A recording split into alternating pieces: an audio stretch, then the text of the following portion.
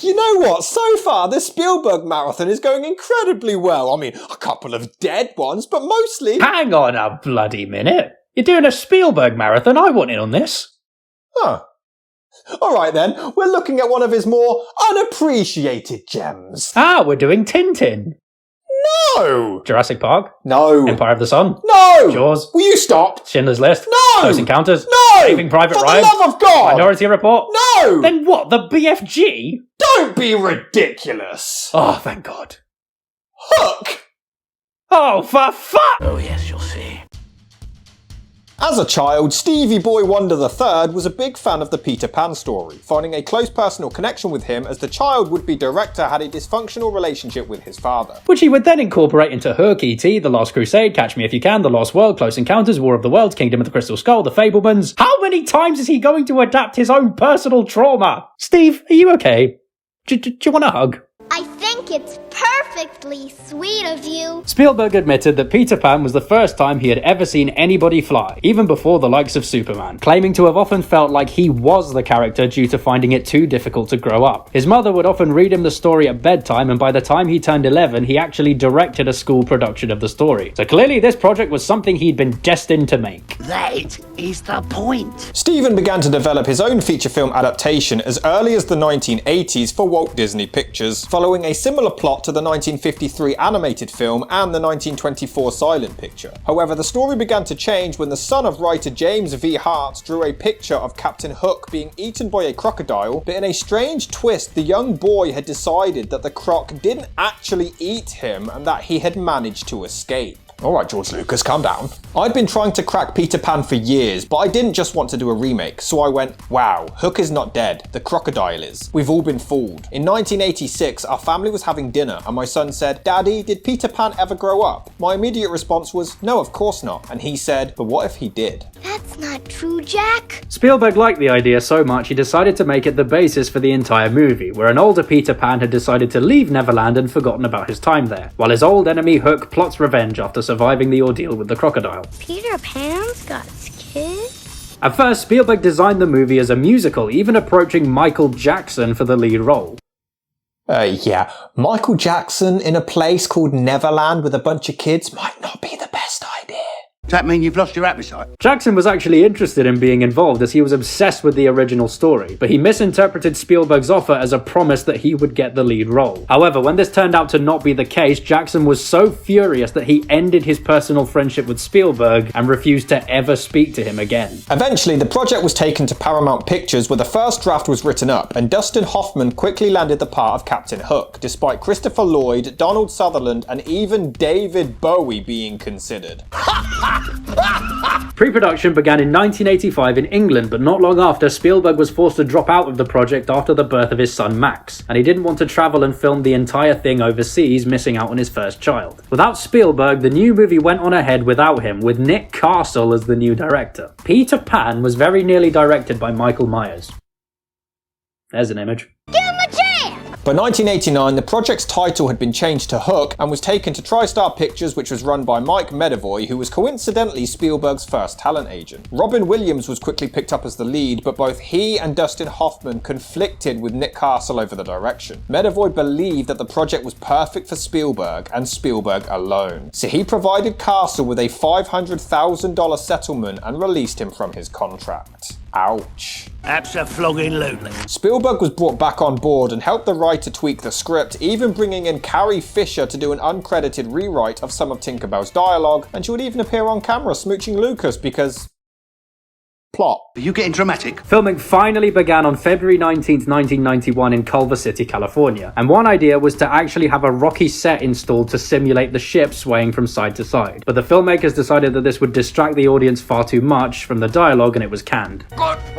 Originally given a budget of $48 million, it ended up costing somewhere between 60 to 80 million due to the schedule, and filming overran by 40 days. Spielberg blamed himself for the extra costs, claiming that he was just working a lot slower than he normally would. And further issues surfaced between Spielberg and Julia Roberts, who played Tinkerbell, who he clashed with constantly. Allegedly, Roberts would regularly flip-flop from being perfectly fine to being on the edge of hysteria. She was going through a difficult time in her personal life due to her breakup with Kiefer Sutherland, ironically another Lost Boy, who ended things just 3 days before their wedding. She even fled into hiding in Ireland during production to escape the paparazzi, and Spielberg was so outraged that he threatened to fire her on the spot if she didn't immediately return. Thank you. Spielberg would later claim that the friction between him and Roberts was just down to unfortunate timing, later commending the actress for giving such a good performance whilst going through the most trying period of her life. However, Roberts stated that his words really hurt her as she knew and trusted him, claiming that the director nicknamed her Tinker Hell due to her behaviour. Revenge is mine. Impressively, Spielberg, Williams and Hoffman all agreed to do the film pretty much without being directly paid, only receiving 40% of any revenue the film makes at the box office. Oh no! Hook was released on December the 11th, 1991, earning $300 million worldwide and is currently the 6th highest grossing pirate movie in history. And I'll bet you can guess what the first fucking 5 are!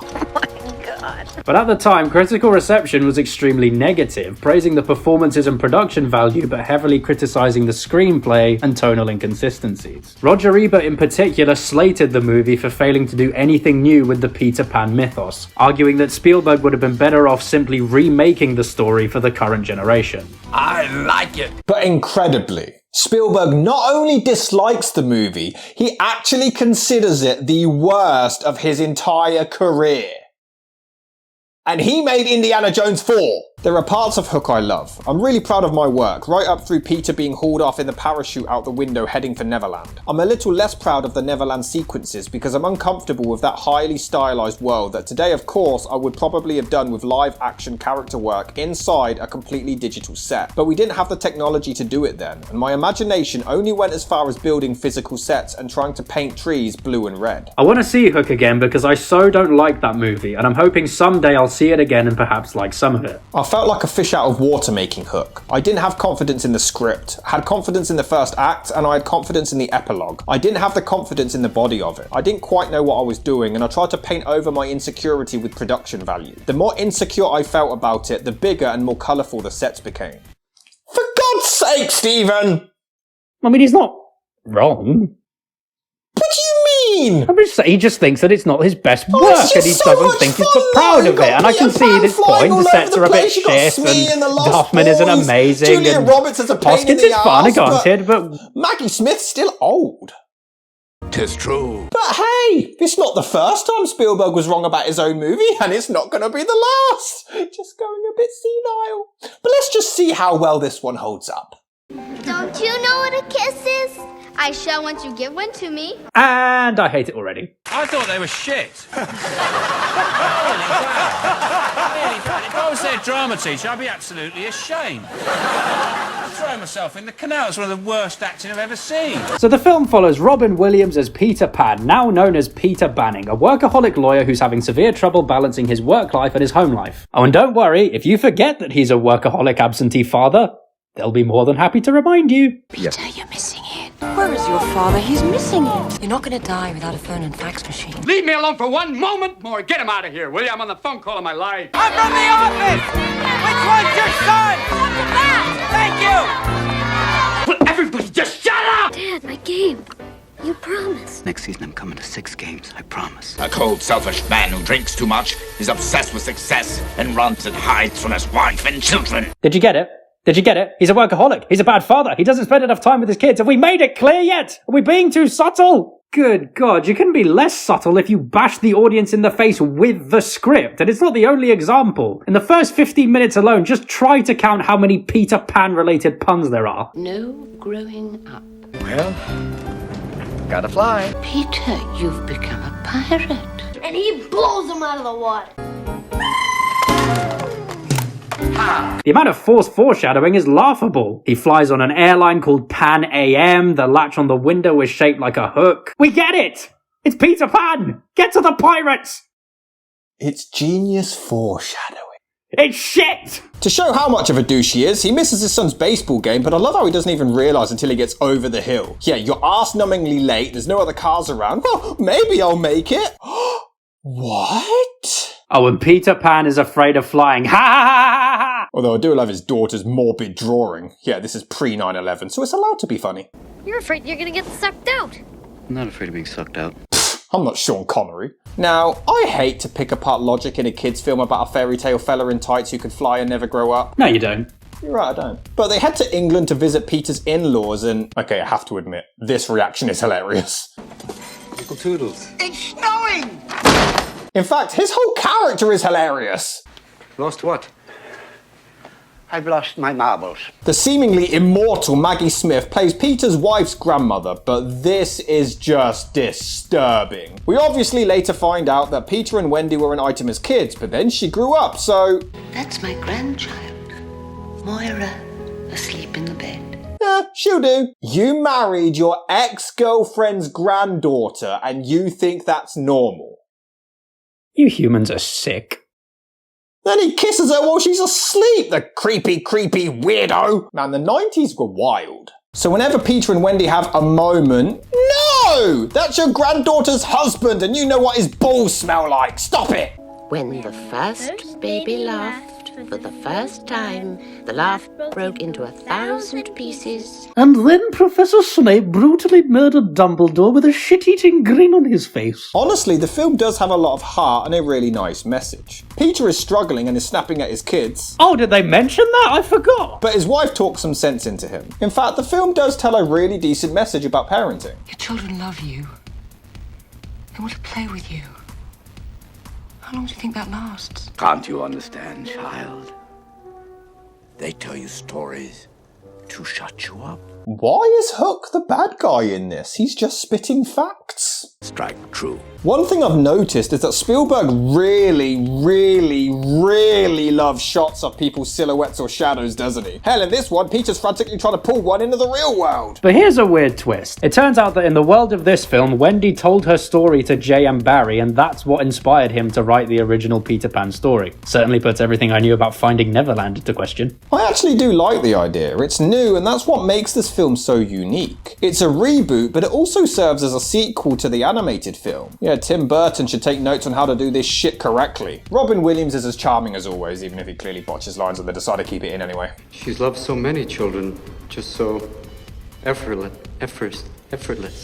It's a very different role for him. We're used to him always playing the loud, energetic goofball comedian, but in this one, he plays the straight man who's a lot more serious and miserable all the time. But that's what makes it so funny. Half of the film's comedy is just Robin Williams reacting to stuff in the funniest way possible. Okay, he's back.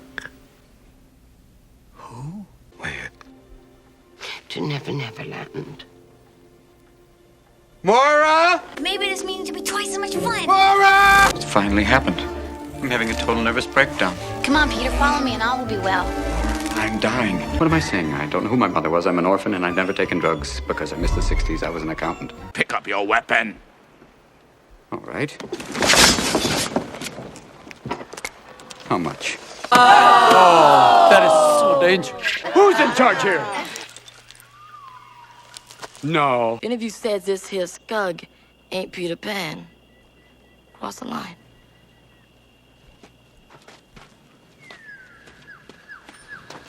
Eat what? There's nothing here. Gandhi ate more than this. I'm judging the parents slightly too, considering they left their children in the care of a loony bin who lost their damn marbles. Props for making Hook sound like a damn slasher villain though. The wind came up, the door closed on me, and the children were screaming. And then we're introduced to Tinkerbell, played by Julia Roberts, who is fucking dreadful in this. Every line sounds so unenthusiastic. It's like they only did one take for each of her scenes. Oh, it is you. It is a big you.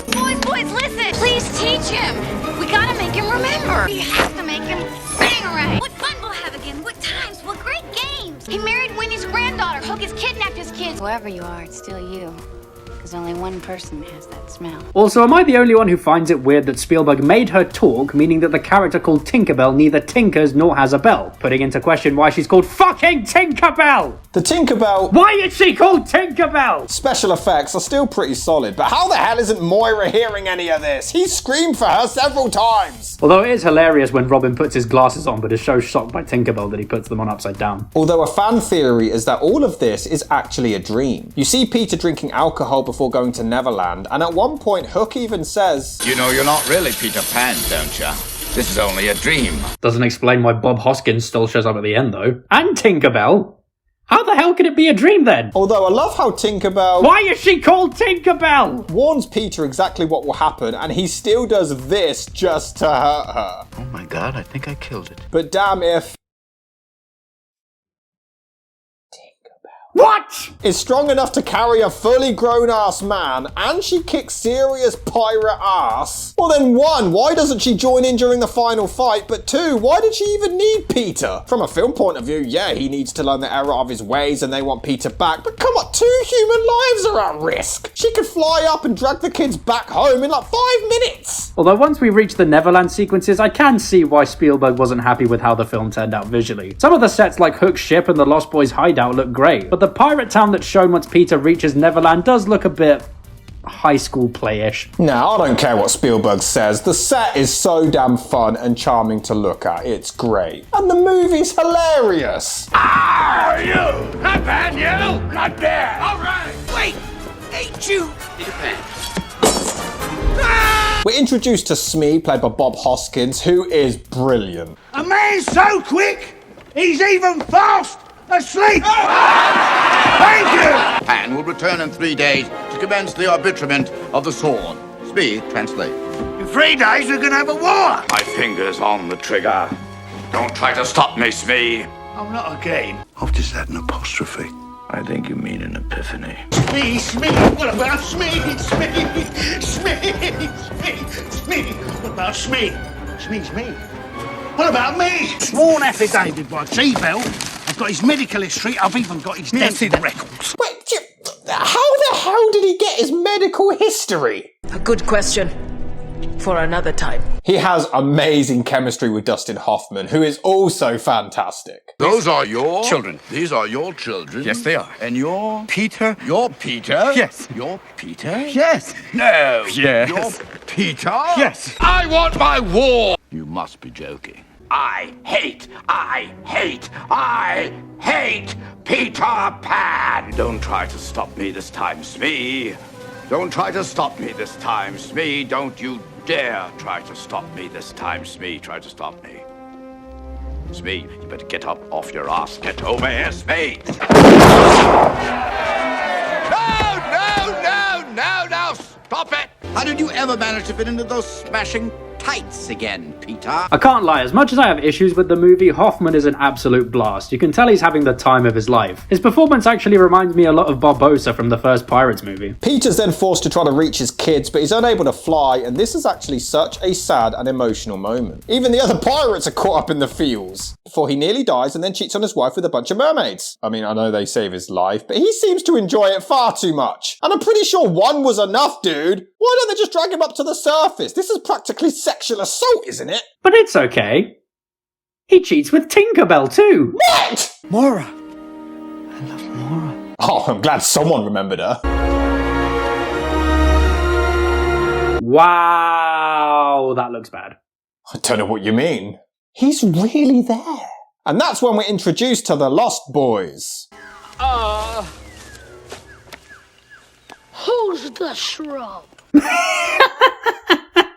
Why is that funny?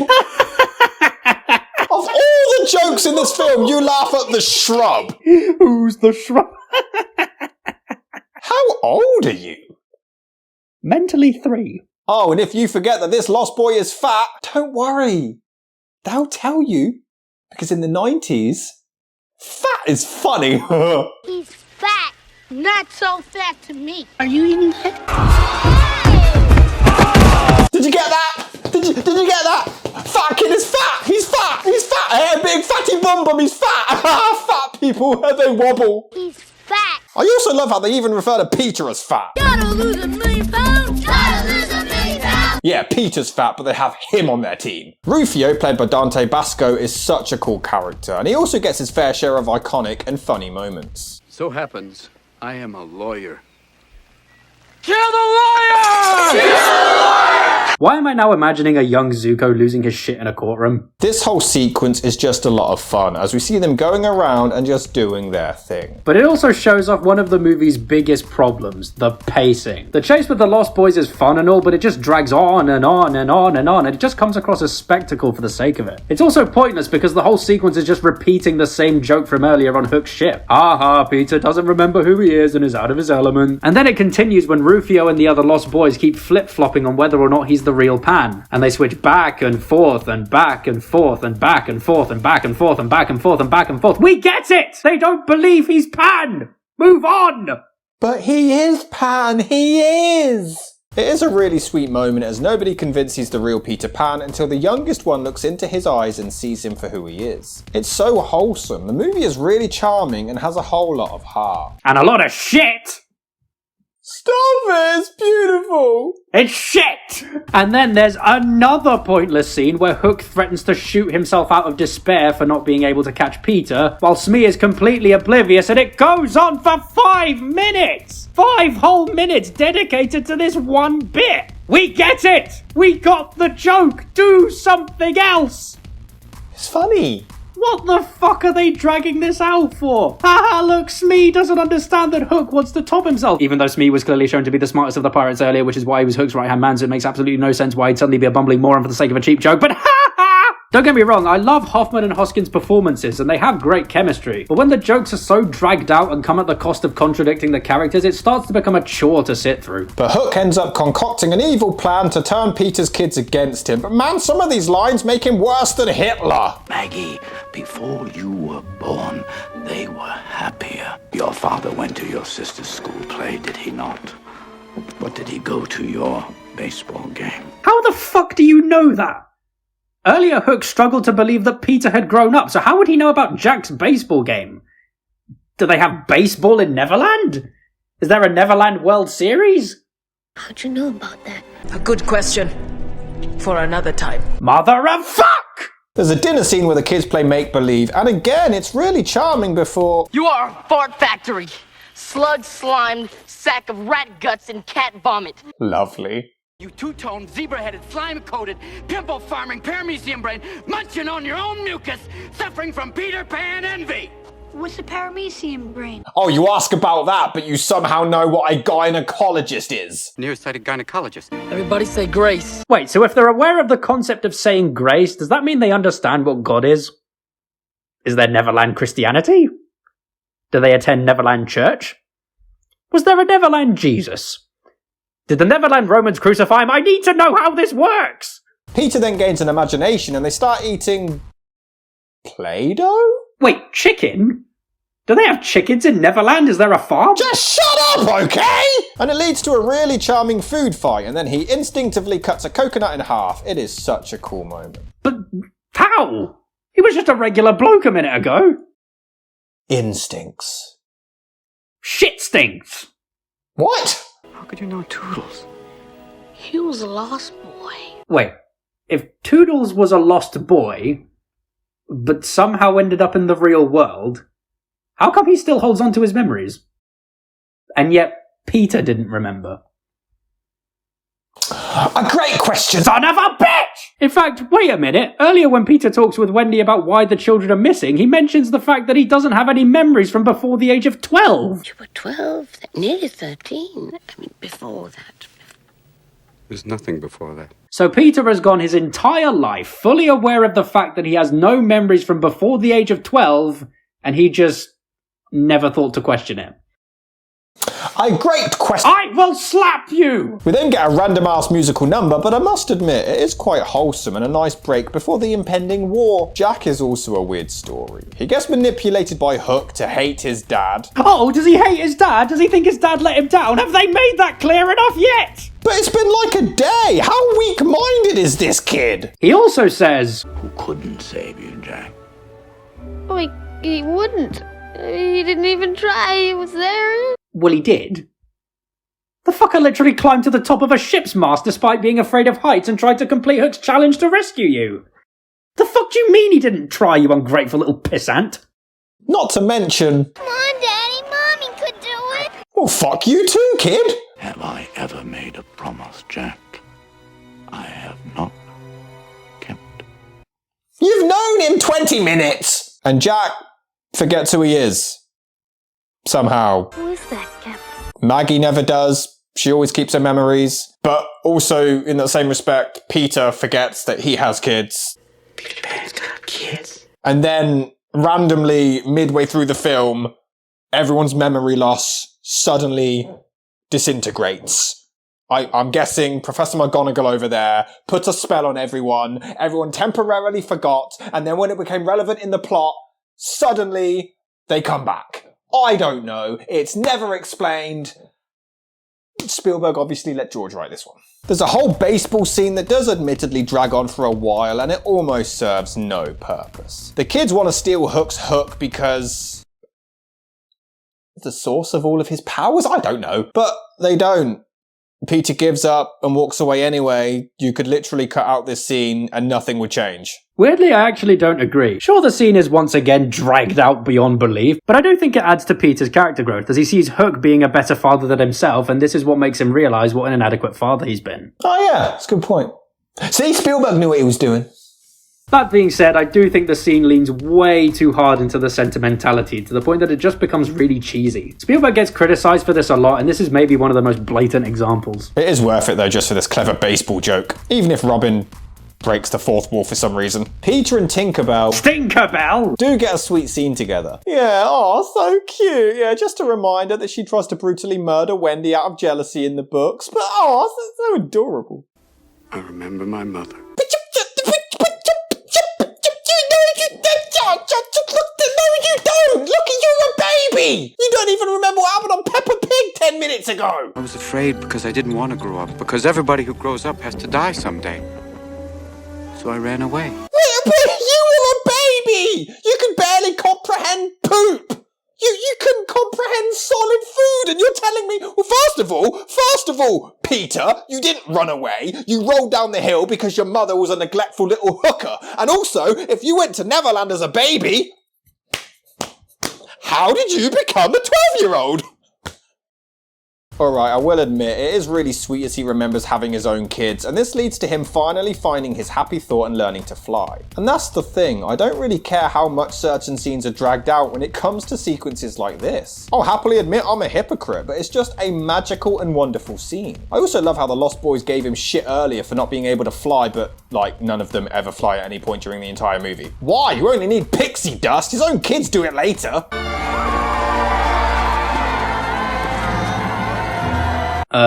Peter, maybe we should go and get your kids? Kind of on a time limit. Wait, why does Tinkerbell have a credit card?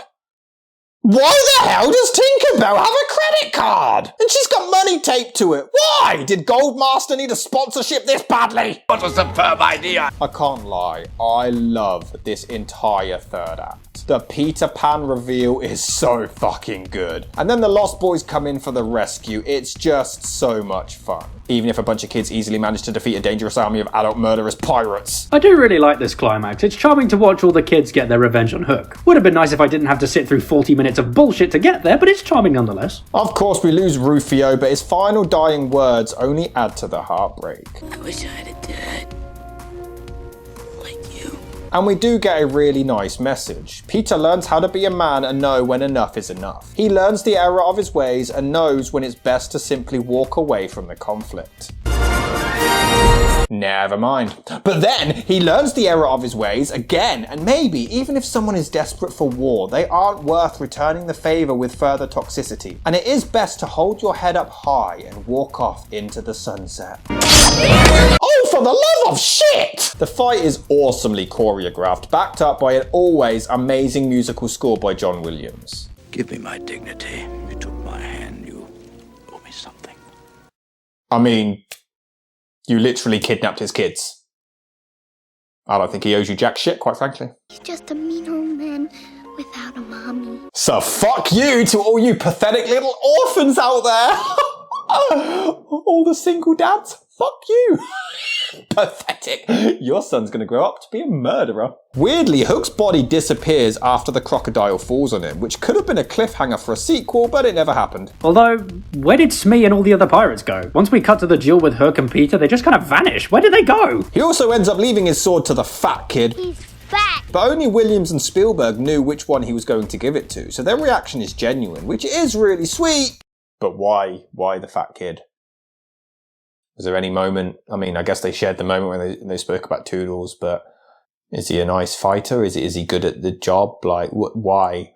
They all return home, and Caroline Goodall's acting when she's reunited with her kids is actually amazing. But after a while, all these endings really start to become a drag. First you think the movie will end with Pan and his kids flying away, but then it keeps going. Then you think it'll end with Peter waking up in the real world, but then he keeps going. Then you think it'll end with Moira reuniting with Peter and the kids, but then it keeps fucking going! This is dragging out the cheesy schmaltzy ending beyond its welcome. The sappy music, the laughing with the kids, it's all becoming a slog. But one final hilarious reaction to end the film.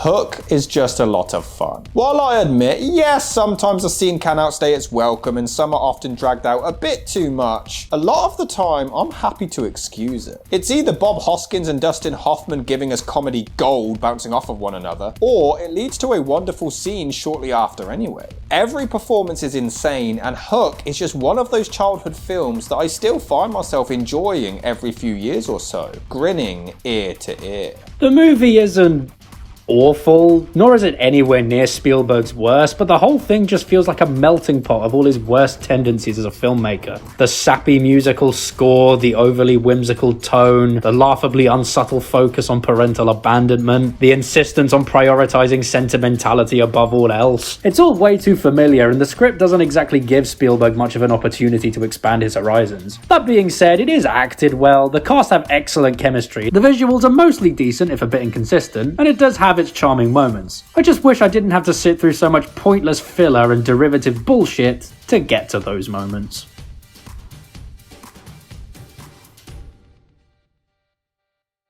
Hook is done! That is one. Cool, right. Cameron only died on us 6 times. Yes.